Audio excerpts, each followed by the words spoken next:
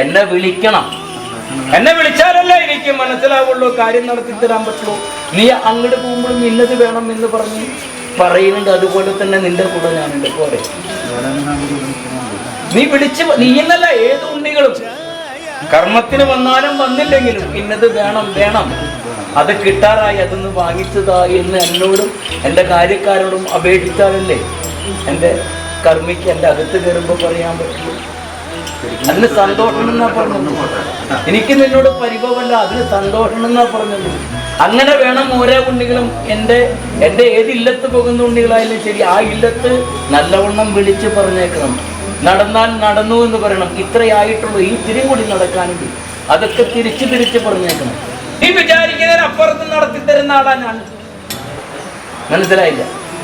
നീ എന്താ എന്നോട് പറഞ്ഞ എൻ്റെ കയ്യിൽ ഒരു അണ പൈസ ഇല്ലാത്തരാൻ വിറ്റ് വില മാറിയാലേ എനിക്ക് എന്തെങ്കിലും